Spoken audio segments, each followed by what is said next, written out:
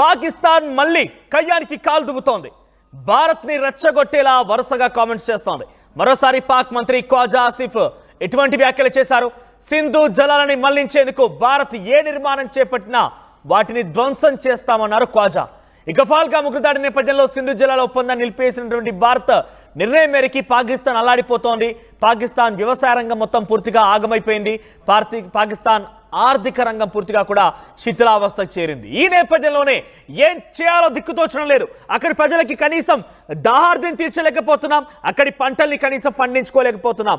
మన దయా దాక్షిణ్యాలతో బతికేటువంటి పాకిస్తాన్ మళ్ళీ మనపైనే కవ్వింపు చర్యలకు పాల్పడుతూ కయ్యానికి కాలు దువ్వుతున్నట్టుగా మాట్లాడుకొచ్చింది. ఒకసారి మీకు ఆ మ్యాప్ చూపించే ప్రయత్నం చేస్తానని మ్యాప్లో చూస్తే మీకు అర్థమవుతుంది.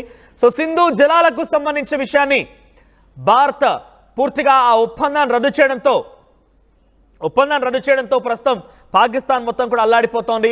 మన భారత్లో ప్రారంభమయ్యేటువంటి 6 నదీ జలాలు పూర్తిగా ఇక్కడ భారత్ నుంచి వెళ్ళిపోయి పాకిస్తాన్లో కలుస్తూ ఉంటాయి. పాకిస్తాన్ దేశమంతటా ఈ నీటిపైన ఆధారపడి ఉంది. మీరు గమనిస్తే ఇండస్, సుట్లెజ్, రవి, బియాస్, చినబ్, సింధు ఈ నదీ జలాలు మొత్తం కూడా ముఖ్యంగా సింధు రివర్ అయితే అక్కడ మానస్ సరోవర్లో ప్రారంభమైపోతుంది. తర్వాత ఏవైతే దానికి ట్రిబ్యూట్స్గా ఉన్నటువంటి మరొక 5 జలాలు కూడా భారత్లోనే స్టార్ట్ అవుతాయి. అది రవి, బియాస్, చినబ్, జీలం, తర్వాత మరొక సట్లెజ్. ఈ 5 నదులు కూడా భారతదేశంలో ప్రారంభమవుతూ ఉంటాయి. సో భారతదేశంలో ప్రారంభమైనటువంటి ఈ 5 నదీ జలాలు పాకిస్తాన్లోకి వెళ్ళిన తర్వాత అటువైపుగా కలుస్తూ ఉంటాయి.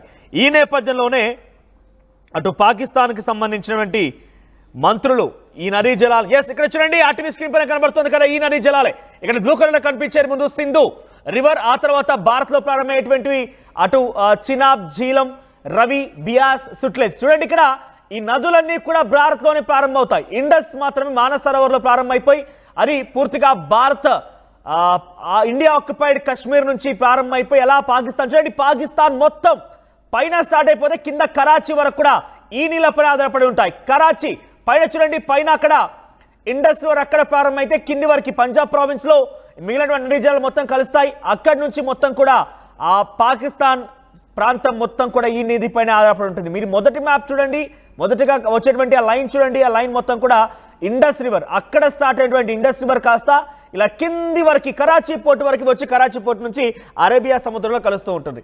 సో ఇటువంటి చాలా పూర్తిగా అక్కడ దాహార్దాన్ని అక్కడ ప్రజల్ని కాపాడేటువంటి సింధు జలాలని మొత్తాన్ని కూడా ప్రస్తుతం భారత్ నిలిపివేయడంతో కనీసం తాగడానికి నీళ్ళు లేవు, వారికి తాగడానికి నీళ్ళు లేవు, పంటలు పండించుకోవడానికి నీళ్ళు లేవు, ఇండస్ట్రీస్ ఉపయోగం కోసం నీళ్ళు లేవు. ఇక ఏ మార్గం చూసినా కూడా వారికి మారిపోవడం లేదు. గతంలో పాకిస్తాన్ ప్రధాని కూడా ఈ వైపుగానే మాట్లాడుకొచ్చాడు. ఇండస్ రివర్ పైన 24 కోట్ల మంది జనాభా ఇక్కడ ఆధారపడి ఉన్నారని చెప్పి పాకిస్తాన్ ప్రధాని కూడా మాట్లాడుకొచ్చాడు. పాకిస్తాన్ ప్రధాని మాట్లాడిన సందర్భంలో పాకిస్తాన్లో 24 కోట్ల మంది జనాభా ఈ సింధు నీళ్లపైనే ఆధారపడి ఉన్నారు. ఈ నేపథ్యంలో భారత్ వెంటి పరిస్థితుల్లో ఆ సింధు జలాలను కూడా మా జలాలంటూ మాట్లాడుకొచ్చాడు. ఇక్కడ సింధు జలాలు మా జలాలంటూ సంబోధిస్తూ మా నీళ్ళని ఆపకండి, ఆపితే మేము మా ఫోర్స్తో మా డిఫెన్స్తో సిద్ధంగా ఉన్నామని చెప్పి అటువైపు పాకిస్తాన్ ప్రధాని మాట్లాడుకొచ్చాడు. ఆ తర్వాత లష్కర్ ఈ తోయిబాకు సంబంధించినటువంటి చీఫ్గా ఉన్నటువంటి హఫీజ్ సయ్యద్ కూడా భారత్ కనుక పాకిస్తాన్ నీళ్ళు ఆపితే మేము భారతీయుల రక్తంతో నదీ జలాలని మొత్తం కూడా నింపేస్తామంటూ కూడా ఒక దుశ్చర్యకి, ఒక దుర్మార్గమైనటువంటి మాటలకి ఆ పాకిస్తాన్ పెంపుడు కుక్క మాట్లాడుకొచ్చింది. ఇక్కడ కాకుండా బిలావల్ భుట్టో, బెనజీర్ భుట్టో కుమారుడు మాజీ మంత్రి బిలావల్ భుట్టో కూడా పాకిస్తాన్ రావాల్సినటువంటి సింధు జలాన్ని కనుక భారత్ ఆపితే మేము అటు అంతి చూస్తామన్నాడు. గతంలో పాకిస్తాన్ మంత్రి అబ్బాస్ అనే వ్యక్తి కూడా పాకిస్తాన్ వైపు నుంచి 130 బాంబులు సిద్ధంగా ఉన్నాయి, పాకిస్తాన్ రావాల్సినటువంటి సింధు జలాలను కనుక నిలిపివేస్తే ఆ డ్యాముల పైన ఈ అణుబాంబులు వేసి ఆ డ్యాములను పేల్చేస్తామంటూ కూడా మాట్లాడుకొచ్చారు. సో ఇటువంటి పిచ్చి కూతలు, కారు కూతలు, వెర్రి మాటలు మాట్లాడే పాకిస్తాన్ సంబంధించినటువంటి ప్రజాప్రతినిధులు, పాకిస్తాన్ సంబంధించినటువంటి వ్యక్తులు చాలా దుర్మార్గంగా ప్రవర్తిస్తున్నారు. మన నీళ్ళు ఇవ్వకపోతే కనీసం అక్కడ బతుకులేరు, కనీసం అక్కడ జీవనం లేదు, కనీసం అక్కడ బతికే అవకాశం లేదు. ఇటువంటి దుర్మార్గులు భారత నీళ్లపై ఆధారపడి మనం వేసే భిక్షని తింటూ మన మోచేతి నీళ్లు తాగుతూ మన వైపుగా ఇటువంటి దుశ్చర్యలకు పాల్పడతారు. ఒకసారి ఈ సింధు జలాల నిలిపివేత పైన అక్కడ ఎవరెవరు ఏం మాట్లాడారో మీకు వినిపించే ప్రయత్నం చేస్తాను. ముందుగా బిలావల్ భుట్టో ఈ సింధు జలాల నిలిపివేత పైన ఏం మాట్లాడాడో చూద్దాం. और उनकी हुकूमत ने ऐलान किया कि अब वो ये मुआहिदा नहीं मानते। और मैं सखर में इसी सिंधु दरिया के साथ खड़े होके भारत को कहना चाहूंगा कि सिंधु हमारा है और सिंधु हमारा रहेगा। या इस दरिया से हमारा पानी बहेगा या उनका खून बहेगा। मोदी ने और उनकी हुकूमत ने ऐलान ఈ దుర్మార్గుడు ఏం చెప్తున్నాడు తెలుసా? సింధు జలాలు మావి అంటున్నాడు. వీళ్ళు అబ్బా సొత్తైనట్టుగా మాట్లాడుతున్నాడు. ఇక్కడ నేను పదాలు వాడుతున్నందుకు న్యూస్ రూమ్లో కూర్చొని పదాలు మాట్లాడుతున్న మీకు బాధ కలిగించవచ్చు. కానీ ఆ దుర్మార్గుడు ఏం మాట్లాడాడు తెలుసా? సింధు జలాల నదిలో భారతీయుల రక్తాన్ని ప్రవహింపజేస్తామంటున్నాడు. అయినా చేతులు ముడుచుకొని కూర్చోవాలా? మనం ఇంకా వారిని గౌరవించాలా? మనం నోరు కప్పేసుకోవాలా? ఈ నీచ్ కమిన్ కుత్తే మాట్లాడే మాటల్ని ఇంకా మనం ఇక్కడ నేను మా పదాలు మాట్లాడుతూ మీకు ఇబ్బంది కలిగించవచ్చు. కానీ ఈ దుర్మార్గుడిని మనం ఇంకా గారు అని గౌరవంగా సంబోధించాలా? ఇటువంటి దుష్టుడిని, ఇటువంటి పాపిస్టి పాకిస్తానీని మనం ఇంకా గౌరవించాలా? సో భారత జలాలు, భారతీయులు కనుక సింధు జలాల నీటిని కనుక వదిలేయకపోతే భారతీయుల రక్తాన్ని ప్రవహింపజేస్తానంటూ మాట్లాడుకొచ్చాడు. ఇటువంటి దుర్మార్గుల మాటల్ని మనం ఇంకా సహిస్తూ చూసుకోవాలా? సో ఎట్టి పరిస్థితుల్లో నీటిని వదిలే ప్రసక్తే లేదు. ఇండస్ రివర్ మొత్తం కూడా ప్రస్తుతం భారత్ కంట్రోల్లో ఉంది.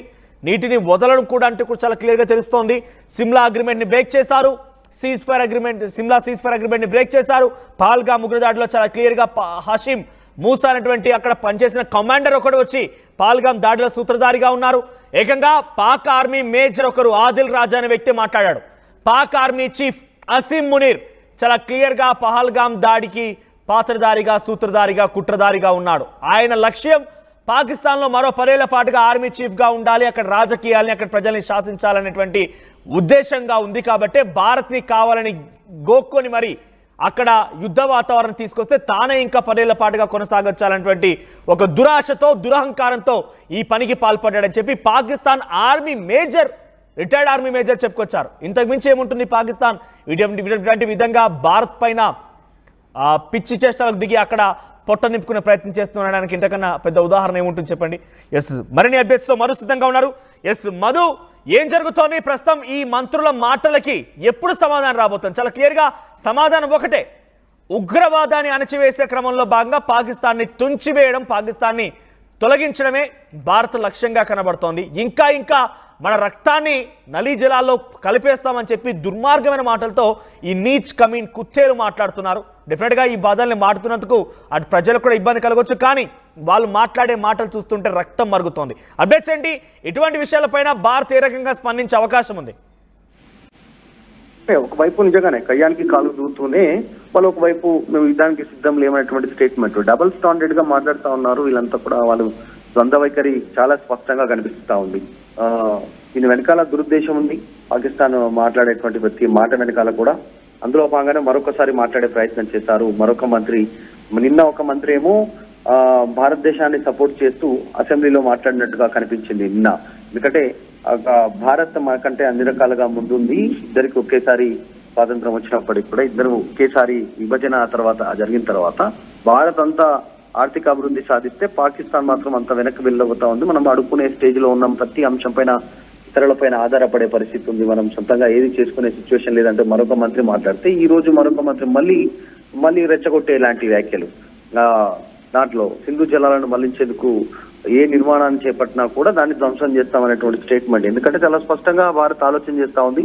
ఇప్పుడున్నటువంటి నీటి ప్రాజెక్టులు ఏదైతుందో సింధు నది పైన నీటి సామర్థ్యాన్ని పెంచుకోవడానికి నిర్ణయం తీసుకుంటుంది. ఇప్పటికే ప్రపంచ బ్యాంకుకు లేఖ రాసింది ఈ అంశానికి సంబంధించి. ఒప్పందం రద్దు చేసుకున్న తర్వాత ఫ్యూచర్ లో ఆ నీటిని మళ్లించేలాగా, నీటిని వాడుకునేలాగా భారత ప్రభుత్వం ఆలోచన చేసే అవకాశం ఉంది. దానికి సంబంధించి కేబినెట్ నిర్ణయం తర్వాత, కీలక సమావేశం తర్వాత ప్రపంచ బ్యాంకుకు లేఖ రాసినటువంటి విషయం మనందరికీ తెలిసింది. సో ఇదంతా జరుగుతూ ఉంటే మళ్ళీ ఒకసారి ఈ జలాలకు సంబంధించినటువంటి ఒప్పందం సంబంధించిన రద్దు చేసిన విషయంలో ఈ రకంగా స్టేట్మెంట్ చేశారు. ఖ్వాజా ఆసిఫ్ మంత్రి దుర్మార్గమైనటువంటి స్టేట్మెంట్ చేశారు. ఈ బుద్ధి రావట్లేదు పాకిస్తాన్ కి సంబంధించిన నాయకులకు. ఒకవైపు దేశం అడుక్కు తినే స్టేజ్ లో ఉన్న ఇంకా ఇలాంటి పౌరుషాలకు, ఇలాంటి ప్రజలను రెచ్చగొట్టేలాంటి వ్యాఖ్యలు చేస్తా ఉన్నటువంటి సిచ్యువేషన్ ఉంది.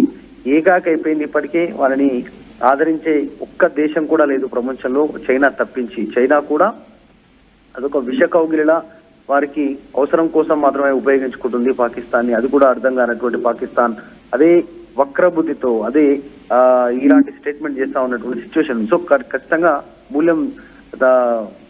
మూల్యం చెల్లించుకునేటువంటి పరిస్థితులు పాకు దగ్గరలోనూ ఉన్నాయన్నట్టు చాలా స్పష్టంగా కనిపిస్తా ఉంది.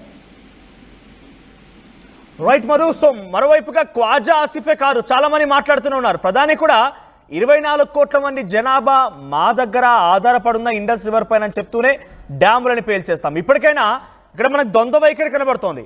మొదట అటు ఇంటర్నేషనల్ ఇన్వెస్టిగేషన్ ఏజెన్సీస్తో అక్కడ జరిగిన ఘటన పైన అసలు కారకులు ఎవరైనా తేల్చుకుందామని చెప్పి యుఎన్ దగ్గర మాట్లాడుతున్నారు. భారత్ మా పైన దాడి చేసే అవకాశం, మమ్మల్ని చంపేసే అవకాశం ఉంది, దయచేసి కాపాడండి అంటూ అక్కడ మొరపెట్టుకొని దండ పెడుతున్నారు. మళ్ళీ పాకిస్తాన్కి వచ్చి పాకిస్తాన్ నుంచి భారత్ వైపుగా యుద్ధ విన్యాసాలకు అక్కడ రెడీ అవుతున్నారు. ఈ కవ్వింపు చర్యలకు మాట్లాడుతున్నారు, రెచ్చగొట్టే విధంగా వ్యాఖ్యలు చేస్తున్నారు. వీళ్ళ ద్వంద్వ వైఖరి చాలా క్లియర్గా అర్థమవుతోంది. అక్కడ ప్రజల్లో బిలీఫ్ నింపేందుకు కూడా మాట్లాడుతున్నారు. సో ఇటువంటి వారి మాటలకి భారత్ ఎందుకు ఇప్పుడు సమాధానం చెప్పబోతోంది? ఎటువంటి సమాధానం చెప్పబోతోంది? భారత ప్రభుత్వం ఏ రకంగా సంసిద్ధంగా ఉంది?